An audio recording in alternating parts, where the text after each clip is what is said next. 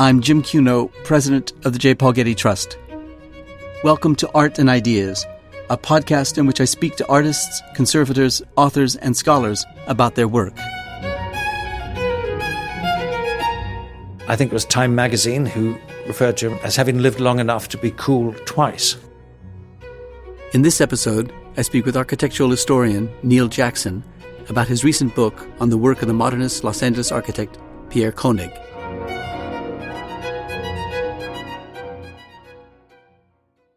Pierre Koenig was an exceptionally gifted architect of mid-20th century modernist houses, including two famous case study houses made of glass, wood, and steel. The Getty Research Institute is the repository of Koenig's architectural archive, a virtually complete collection of his papers and architectural drawings.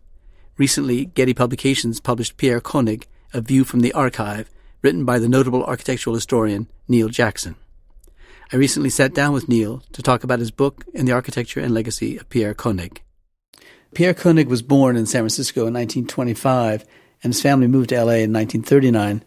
4 years later, he enlisted into the Army. What did he do during the war? Well, he joined the special program to train officers, but with the D-Day landings, that program got curtailed, and he was immediately sent out as a private, a GI, over to England. He was with a group called the 292nd Field Artillery Observation Battery, and he was a flash spotter. What does that mean? It was a particularly dangerous job. There were 4 flash spot teams in his unit, and they would arrange themselves across probably a 10-mile front of the battlefield, and then they would look for gun flashes from cannons. So he did this and followed the battalion through into Germany. He got injured at one point. I think his truck hit a mine or something, and he got hospitalized in Paris. And then the next thing is he's on his way home. So it was a fairly short time. Not long afterwards, he enters USC to study architecture. What attracted him to architecture? He didn't really know what to do when he came back. He'd always been interested in drawing. The story is, and he said he was in a library in San Gabriel and thumbing through architectural magazines and came across drawings by Paul Rudolph and thought, well, I can do that. And he signed up in Pasadena City College to learn architecture. But it was a terribly traditional course, and I don't think it was really what he wanted to do. He did 2 years at Pasadena City College, and then he moved to USC to enter the architecture program there. So he graduated from the University of Southern California in 1952. What was USC School of Architecture like back then? To my mind, it was a very good program, but it was a timber-based program. They were building wooden buildings or designing wooden buildings. And, that's absolutely suited to this part of the country, to earthquake zones and so on. But he felt this wasn't the way that architecture should be going. And during his final year, he built a house for himself out of steel. He says that his grades had been really good, and the moment he handed in a steel project, they plummeted because the tutors didn't want a steel building. They wanted timber. Did he work with any particular architect teacher? I know afterwards he works with Rafael Soriano, who was the teacher in the program. Did he study under Soriano? I haven't been able to establish any direct connection at USC in terms of Soriano, but the way architecture schools work, you have a student presenting their work in a review and maybe 4 or 5 critics from the staff there criticizing, giving feedback. So it's very likely Soriano looked at his work in that way. The person who I think was probably most important was Calvin Straub, who was a timber frame man. And I think there was probably some tension there. By timberman, you just mean that he worked with wood? There was a style of post and lintel construction, which was referred to as the Pasadena style. Whitney Smith is probably the best-known architect of that in Pasadena. And it's very much what it says. You get a wooden post, a 4x4 post, perhaps, and a couple of 6x2 beams lapping the post on either side, and you bolt it through.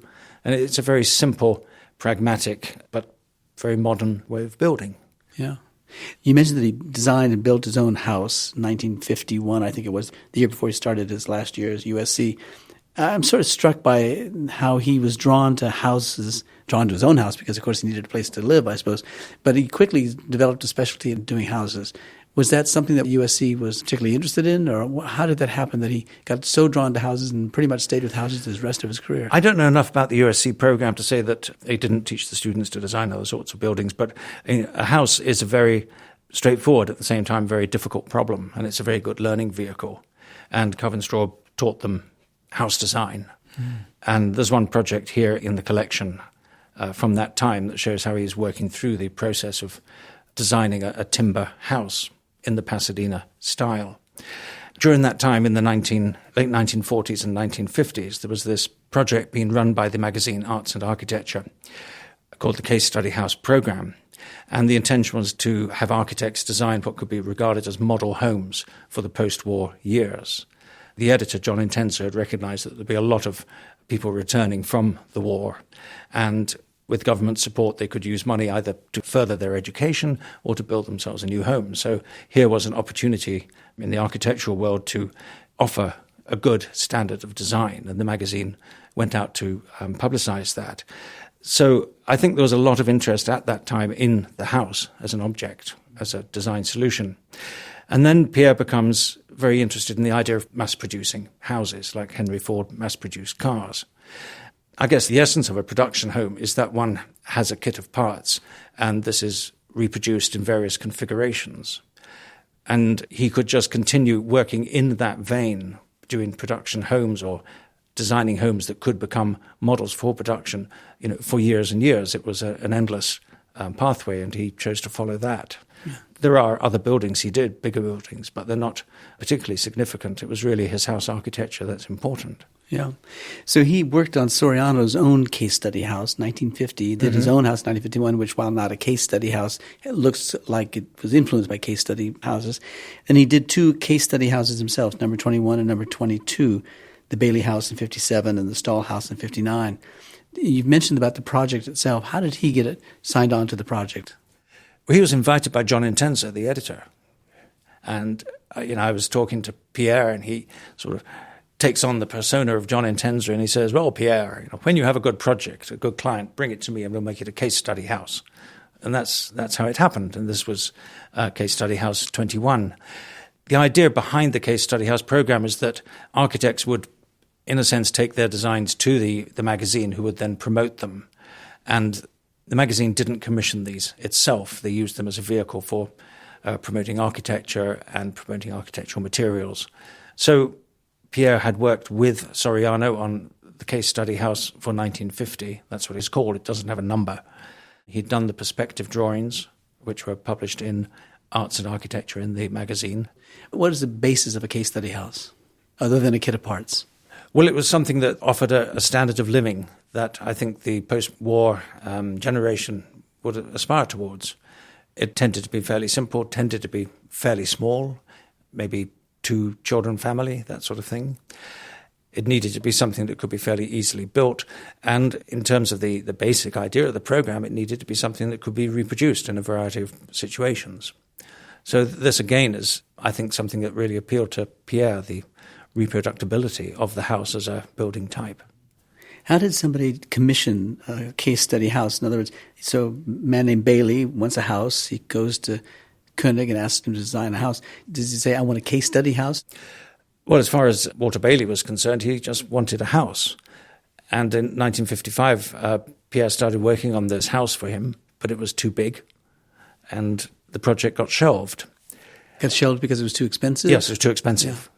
And then I guess the Baileys decided they'd try again, and Pierre was asked to reduce the size of the building, and this he did. And this is at the point when he took the design to John Intenser and said, I've got this potential case study house if you'd like to publish it. And the houses, when they were published over a number of months. The first publication would be a site plan and some sketches perhaps and a perspective drawing. And then over the months you got photographs published showing the building under construction and then the completed building. And then the building was open to the public for maybe 2 weekends or 3 weekends. And the public were invited to come round and have a look. Yeah. And everybody in a way benefited. The architect got a lot of publicity. The clients got a cheaper building because the suppliers of building materials would supply them at cost. The suppliers got a lot of advertising because it was their profiled metal roofing that was being used in case study house, whatever number. And everybody went away happy, except possibly for the person who had to clean the house after 400 people walked around it one weekend. Yeah. Now, the Bailey house was, I think, 1,200 to 1,300 square feet. That's like the size of a small apartment now, right? So how many bedrooms was it? How many people lived there? There were 2 bedrooms, or one was a study. Depends how it was configured. That's the second version of the house. The first version was more extensive, and what Pierre did in redesigning the house was really chop off the tail with all the bedrooms in it and concentrate the functions around the main body of the house. Well, I'm looking at a picture of the house in your book, and it's sited on this kind of bluff overlooking a valley, quite exposed. It might be because the landscaping hadn't been put in by the time this photograph was taken, so it looks more exposed than it might have otherwise been when they lived there, but maybe not. Tell us about the house and the setting in which it was built. Well, nowadays, of course, it has a lot of greenery around it. But that site was on a little escarpment on the east side of a road in the Hollywood Hills. There's a level platform. To the west, the ground rises up, and the subsoil, the substrata on the west side is quite stable. On the east side, above the road, it's not so good. They had to put deeper foundations into that side because it was mostly loose fill that made up the site at that point. The building runs north-south. It's essentially just a rectangle. The south end looks out across the valley. The north end looks up into the next property, and it's at the north end where you drive in with your car. So it's a linear building, and the car drives in at the north end. The entrance to the living accommodation is right in the center of the building, either accessed from the carport or from a doorway down the east side of the building. And then the living rooms all look out towards the south, with the exception of the study, which has a north aspect. The building's surrounded by shallow pools for lilies or birds or whatever want to take refuge there. All the way around the house is water, or just on one side? No, all the way around, except for where you're bringing your car in. Oh. And there are a couple of platforms that stretch out over there, like decks that stretch over the water. But the idea is, I think, to provide natural cooling. And there is a water pumping system that takes water from these shallow ponds up to the roof and then spews it out as a series of spouts along the side of the building down into the water ponds again. So there's a lot of evaporation going on. But it cools the house as well, I suppose. It cools the house, yes. The air would have moisture in it, which has a cooling effect. The only windows that there are in the building are on the south side, looking out over the view, and there's water outside those windows. And on the north side, to the side of the carport, there's the windows to the study area. And these are all floor-to-ceiling glass sliding doors. So you just pull them back, you can get through ventilation very easily. The through ventilation then will be slightly moist, and that would help cool the space. Pierre never did air conditioning, didn't believe in it at all. And even in his own last house, he had his sort of air ventilation door that he would open, and he would reckon the cool breezes would come in off the ocean, which was some distance away because he was living in Brentwood. But natural ventilation was what he wanted to do, and it was quite possible. Now, from the vantage point of the photograph that I'm looking at, the walls are not glass walls. They're opaque. They're within a dark frame that makes it look like very much like a Japanese house. And I know that you're working on a book about the relationship between Japan and Los Angeles architectures. Was there a stated influence from Japan for him? Oh, he was certainly aware of it. He'd never been to Japan, and I don't think he ever got there. I actually haven't found much evidence of him traveling abroad after the war. Maybe he felt he'd done it all then. Mm-hmm. His passport, which is in the collection, has almost no stamps in it. And I think he was pretty much a stay-at-home boy. But the frame architecture that we get in this part of California is essentially the same as they need to build in Japan because of the risk of earthquakes. He was doing a building which had a frame that was expressed as a dark painted steel object, and then the light-colored panels that went between could be seen as a California version of shoji or something like the walls that make up the traditional Japanese house. The influence of Japanese architecture on the west coast of America was considerable, and probably it's most noticeable further north in Seattle and maybe in Portland. because of the large Japanese communities that are in these places. So when you were in the house, in the Bailey house, was it just a series of open volumes? Were there interior walls that broke up a single volume, or was it expressed by individual volumes of rooms? Well, the interior space at the Bailey house is divided into two main volumes, one on the west side, one on the east side, and there's as it were, a wall, at least a series of columns down the middle. The one on the west side is made of 2 bedrooms, and then in the middle, between the east and the west volume, there's a little courtyard, which has a shower at one end of it and a bathroom at the other end of it, and a boiler house in the middle. And there's a fountain in there as well. This is an open-air courtyard. And that links the living space with the bedroom spaces. Mm-hmm. And then the living space on the east side of the building has a kitchen separated by an L-shaped wall that doesn't go all the way to the ceiling, an open counter. So it's an enclosure around the kitchen, but it's not a separate room. And there's a little dining area in there. And then beyond that is all the seating area that looks out over the view to the south. Yeah. So then 2 years later, he has a second case study house, this one, the Stahl House, 1959. How large is this house? It's certainly much more glamorous, at least it photographs as a much more glamorous structure. Was that because the materials were a different kind, or the scale was greater, or what was it like? No, it was really just more of the same. But as he progressed through these early years, he understood better how to make the buildings. The building industry was changing. Larger window sections were available. Deeper beam sections were available. And everything was, in a sense, moving forward together. So what we get at the Stahl House is an L-shaped building that is glazed on almost 3 sides, if you can have 3 sides to an L, but there's one side to the north that is solid, and that's again a sheet metal side. But the Stahl House is essentially a skeleton of steel with glass wrapped around it. And the door sizes are bigger than they had been in the previous building. He's now using 20-foot bays with 2 sliders within them. And there's a different sort of ethos to it. It's not a building that could be reproduced. That wasn't the intention of it, I think. It's much more of a one-off. Having said that, it's the only one of his houses that he did reproduce, because somebody said, I want one like that. So Mr. Johnson got a house up in Carmel Valley that is a reproduction of Case Study House 22, but Case Study House 22 doesn't really lend itself to reproduction because it's on such a peculiar and special site. Yeah, describe the site, because I'm looking at the photograph of it, the famous one, the Julius Shulman photograph, which looks out over the valley. No, that's Hollywood. No, it's Hollywood. With all the streetlights dividing up the landscape in all these sections of light. It looks as if it's almost on fire. But there was something about the site that was peculiar and complicated and difficult. That others who were offered a commission, if I understand it, before him turned it down as a result, in part because of the site. What was that like? Well, Buck Stahl, who had bought the site, had spent quite a few years, 3 or 4 years, trying to stabilize it, collecting lots of building waste, concrete, bricks, blocks, whatever, from sites all around the city, and taking them up to his hilltop site there and trying to level out the bit of ground by building retaining walls and so on. The result was that there was this platform that was fairly solid in the middle, gave some strength, but around the outside was insubstantial. And I think most architects looked at it and thought, well, this is a crazy place to put a house. It's going to slide down the hillside.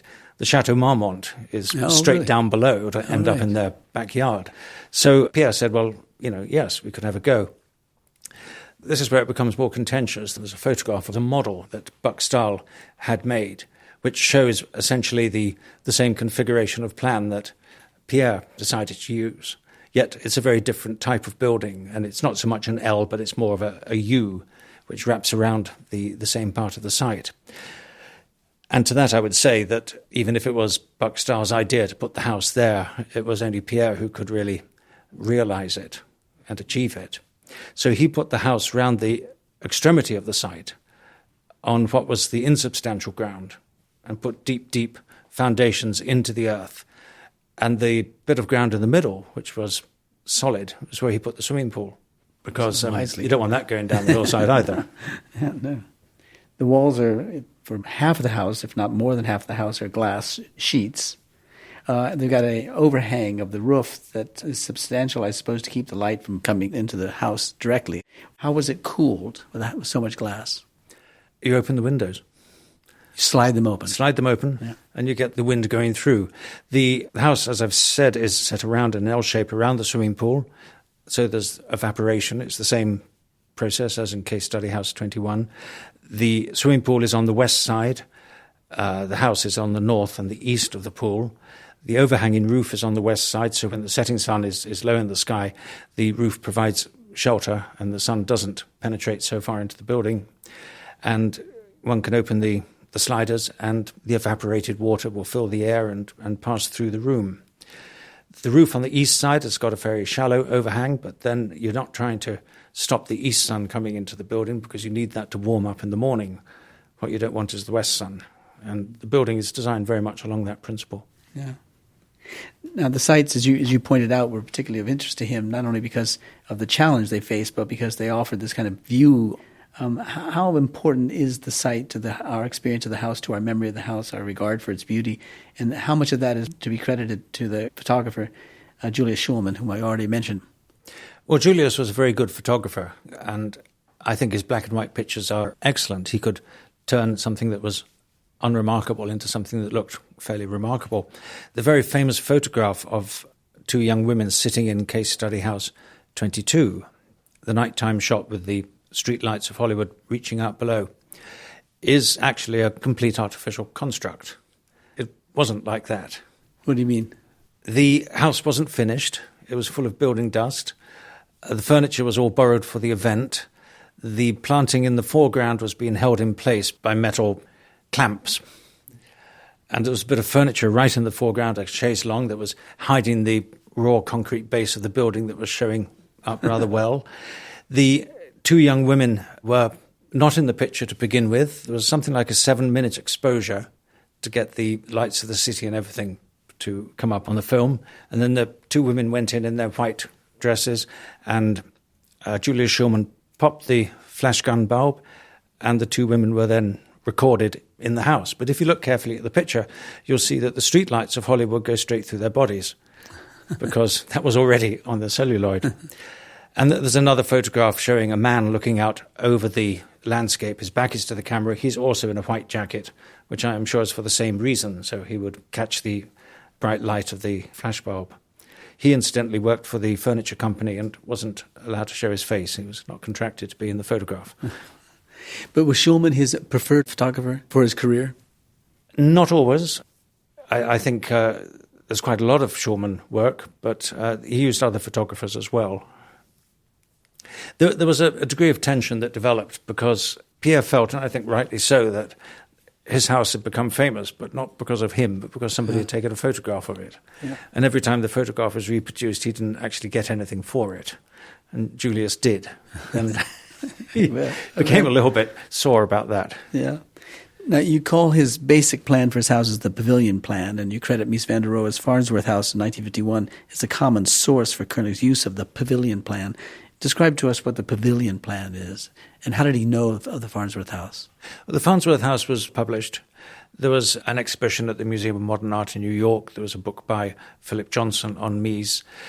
And although back in the 1950s, people didn't get to travel around the continent like they do now, there was a certain amount of material out there that was available through journals and through books. And the Farnsworth House would have been one of those. The pavilion plan, the pavilion house, I would argue, is a discrete, probably symmetrical, probably rectangular box that sits on the ground or maybe just a little bit above the ground. And it is sort of perfect in its form and can't very well be changed or altered.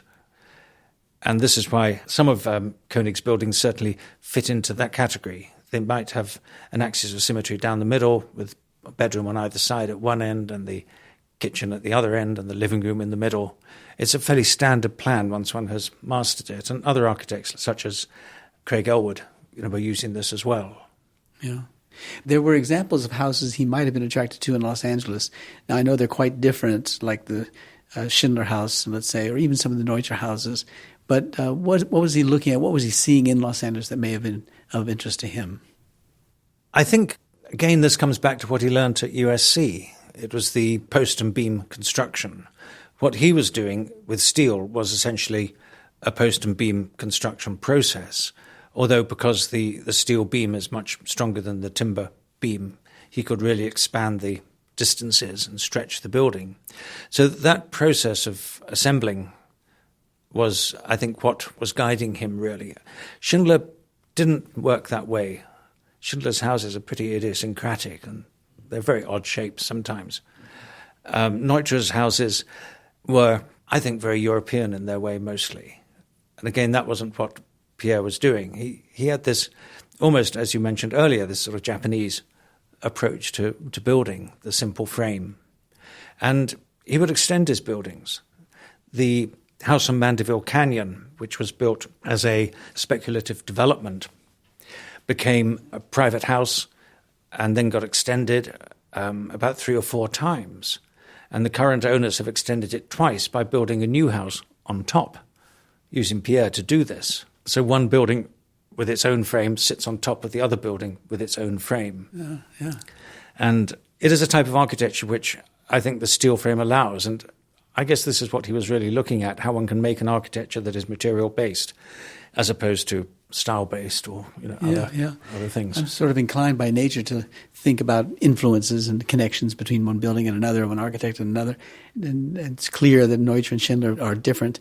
There is a Paul Rudolph house in Los Angeles that's later. Was Rudolph at all of interest to him? I would say very little. It was the Rudolph houses in Sarasota in Florida that he saw in these magazines back in 1946 or 47 or 48.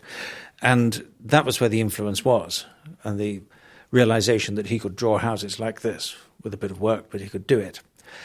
Rudolph's houses, and I've seen quite a few of them, not just in the United States, but in Southeast Asia, in Hong Kong and so on, and in Singapore, are very extraordinary, and they almost are like their drawings. You can see they're buildings that are made out of a whole lot of straight lines in the way that the drawings are made out of a lot of straight lines. And Pierre's are like that. In his perspective, drawings are so crisp and clear that they really explain what is going on. And if there is an influence from Rudolph, I think it's in that basic way of transferring a drawn image into a built form. Yeah.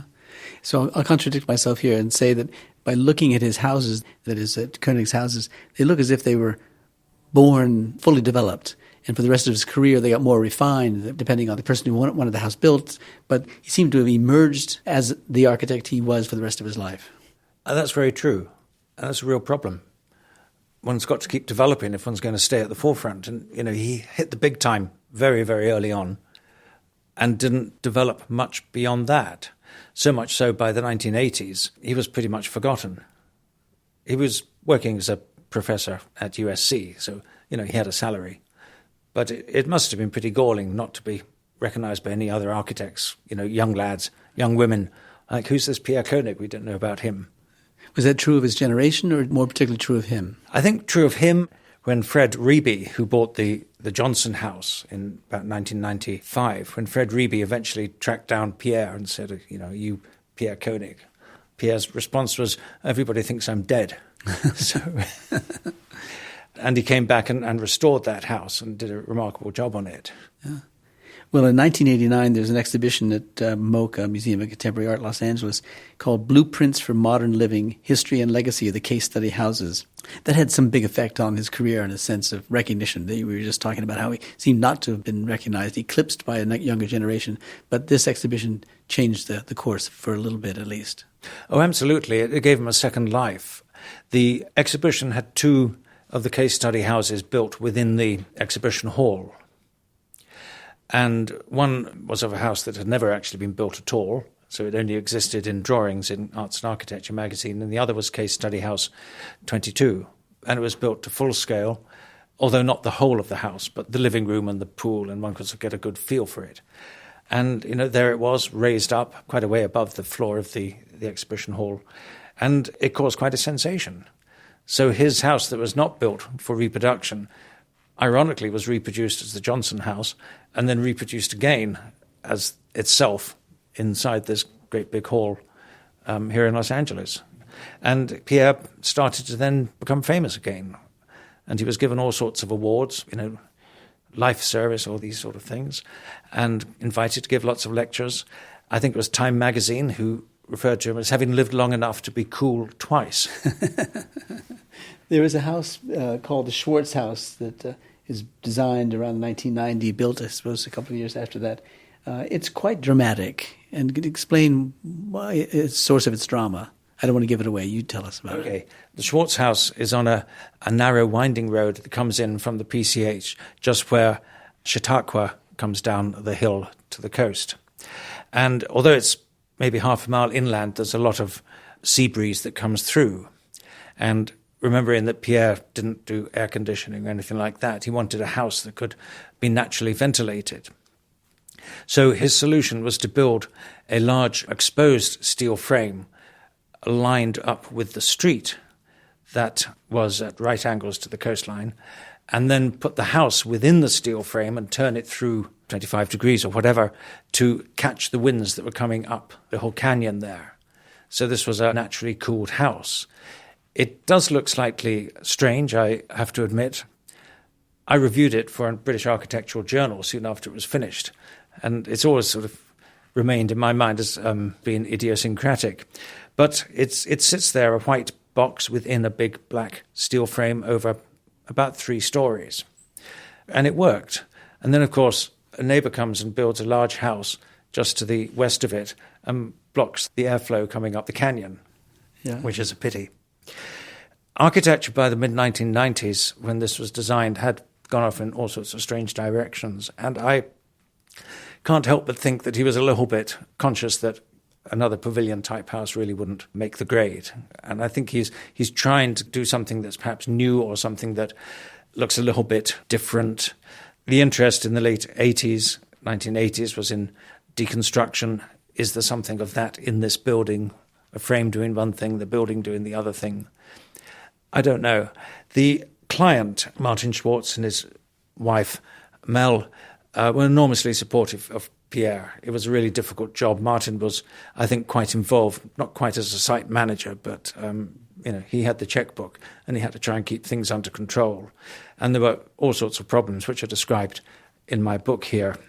I'm lucky because the correspondence is all in the archives here and you can follow it through. I get the feeling that at this stage, Pierre wasn't quite in control of what was going on. He was working on his own. He usually didn't have an assistant, or if he did, it was a young person who would do the drawings for him. And it wasn't the tight operation that it should have been. Did it lead to other such experiments in his career? No, this was pretty much the last thing. This is the last complete house he built. Well, through those decades, or at least years, in which he wasn't making influential architecture, he wasn't making architecture that attracted attention to his career as an architect, he was teaching at USC. What kind of a teacher was he? I think a very dedicated teacher. The evidence of that is in the program for the Chemehuevi Indian tribe, their reservation on the banks of the Colorado River at Havasu Lake. Describe that to us. It reproduces beautifully in your book. This was a project that lasted for about 5 years, and it was a project that he ran through his design studio at USC, and the students every year would take the project on as a learning experiment as well as providing something for the Indian reservation there. It was a project that was meant to be financed by the government, and there were all sorts of difficulties, and eventually it just collapsed.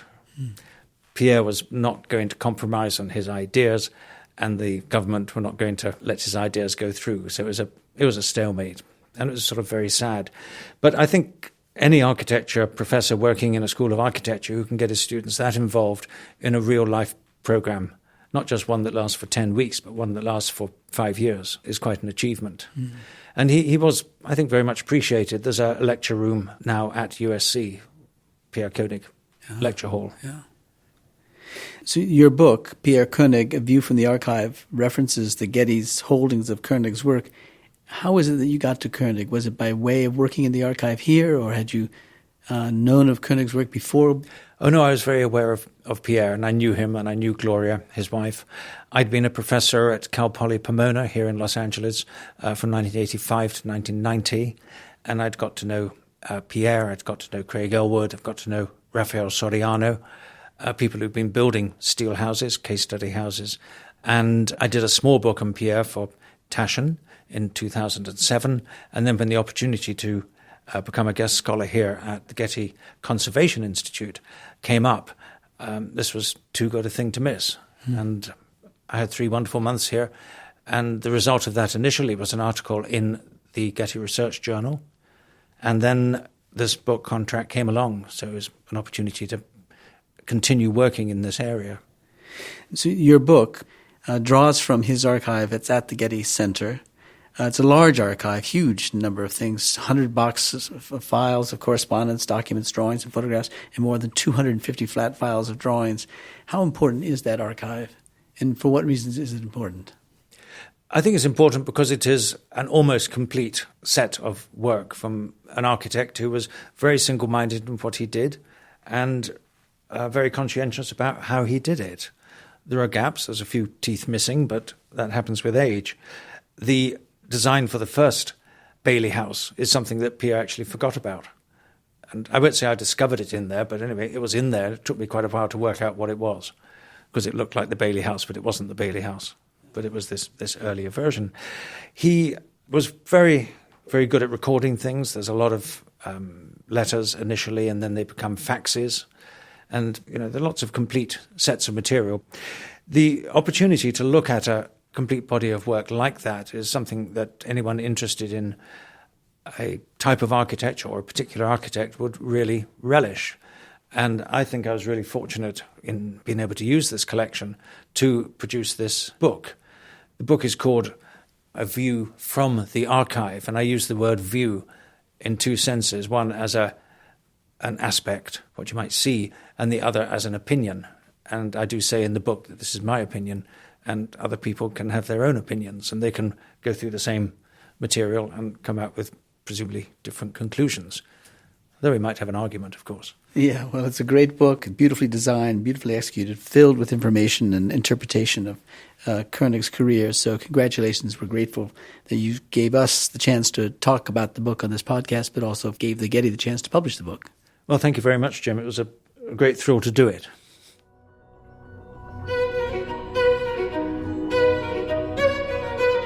Our theme music comes from the Dharma at Big Sur, composed by John Adams for the opening of the Walt Disney Concert Hall in Los Angeles in 2003. It is licensed with permission from Hendon Music.